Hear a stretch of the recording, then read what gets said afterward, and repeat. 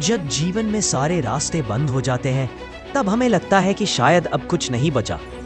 लेकिन क्या ये सच है, या शायद यहीं से इस बार कोई नया रास्ता शुरू होता है। हम अक्सर नियति के विपरीत चलते हैं। वो हमें दाहिने मोड़ पर ले जाना चाहती है, लेकिन हम अपनी जिद में बाएं मुड़ जाते हैं। और जब हम बार बार गलत दिशा में जाते हैं तब जीवन हमें रोकता है। सब रास्ते बंद हो जाते हैं ताकि हम रुकें, सोचें और फिर वही दिशा चुनें जिसे आत्मा बहुत पहले से जानती थी। कोई भी क्षण भर भी कर्म किए बिना नहीं रह सकता। कर्म करो, फल की चिंता मत करो। भगवद गीता 2:47। व्यक्ति ध्यान में बैठा है और धीरे धीरे प्रकाश फैलता है। जब सब कुछ चुप हो जाता है तब भीतर की आवाज तेज हो जाती है और वो कहती है, तुम थके हो लेकिन टूटे नहीं, तुम अकेले हो लेकिन छोड़े नहीं गए। उद्धरेदात्मनात्मानम नात्मानम अवसादयेत। मनुष्य को स्वयं अपने द्वारा ही उपना चाहिए, स्वयं को गिराना नहीं चाहिए। भगवद गीता 6.5। जब सारे दरवाजे बंद हो जाएं, तब समझिए ईश्वर आपको भीतर का द्वार दिखाना चाहता है। और जब आप उस मौन को सुनते हैं तब श्री कृष्ण की वाणी भीतर से गूंजती है, मैं हर जीव के हृदय में स्थित हूँ। भगवद गीता 15:15। अंतिम संदेश, रास्ता दिखना जरूरी नहीं लेकिन चलना जरूरी है। क्योंकि जब आप नियति के साथ चलना शुरू करते हैं तो हर बंद दरवाजा एक नई खिड़की बन जाता है। एक बार एक युवक था, नाम था विवेक। जीवन में सपने बहुत थे लेकिन राहें कम। उसे लगता था जैसे नियति उससे नाराज है। जो भी रास्ता वो चुनता वो बंद हो जाता। एक दिन वह थककर जंगल की एक पगडंडी पर बैठ गया, चुप, टूटा हुआ। तभी वहां एक साधु आए।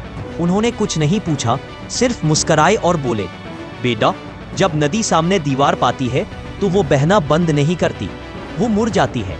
तुम रास्ता नहीं देख पा रहे क्योंकि शायद अब तुम्हें मोड़ना है, रुकना नहीं। विवेक ने पूछा, पर मुझे कैसे पता चलेगा सही दिशा कौन सी है? साधु बोले, जिस दिशा में शांति हो वही ईश्वर की आवाज है। प्रश्न 1, क्या मेरी जिंदगी में जो हो रहा है वह नियति है या मेरी जिद? उत्तर, जब हम बार बार उसी राह पर चलकर भी असफल होते हैं तो वह जिद हो सकती है। पर जब राह कठिन हो और भीतर से एक शांति बनी रहे तो वह नियति की पुकार है। श्री कृष्ण कहते हैं, स्वधर्मे निधनम श्रेय। अपने धर्म में मरना भी बेहतर है, पराय धर्म का पालन संकटदायक है। यानी अपने मार्ग पर अडिग रहना ही श्रेष्ठ है, इवन अगर वो कठिन हो। प्रश्न 2, जब मैंने अंतिम बार दिल की आवाज सुनी थी तो मैं कहाँ जा रहा था? उत्तर, शायद उस समय मैं डर के बजाय उत्साह से भरा था। मेरा मन उत्साहित था, भ्रमित नहीं। मैं करना चाहता हूं की जगह करना चाहिए से प्रेरित था। श्री कृष्ण कहते हैं, योगस्था कुरु कर्माणि। योग में स्थित होकर कर्म करो, डरे हुए मन से नहीं। प्रश्न 3, कहीं ऐसा तो नहीं कि मैं उस रास्ते पर अटका हूं जो कभी मेरा था पर अब नहीं है? उत्तर, हाँ, हो सकता है। कुछ रास्ते हमें जीवन में लाने आते हैं लेकिन सदा साथ चलने नहीं। और शायद अब समय है पुराने दरवाजे छोड़कर नए द्वार खोजने का।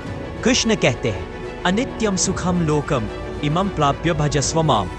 यह संसार नश्वर और दुखमय है, इसलिए मुझे स्मरण करो। यानी परिवर्तन ही संसार का स्वभाव है, रुकिए नहीं, प्रवाह में रहिए। प्रश्न 4, मैं कब मुस्कुराता हूँ? वो कौन सी बात है जो मेरा मन रोशन करती है? उत्तर, मैं तब मुस्कुराता हूँ जब मैं दे रहा हूँ, कुछ रच रहा हूँ, जब मैं जोड़ रहा हूँ अपने आप से, किसी और से या भगवान से। आपकी मुस्कान तब खड़ी होती है जब आप स्व को पहचानते हैं। वो वही क्षण है जहां जीवन का संगीत बजता है। प्रश्न 5, अगर सब दरवाजे बंद हो गए हैं तो मैं अब किस खिड़की की ओर देख सकता हूं?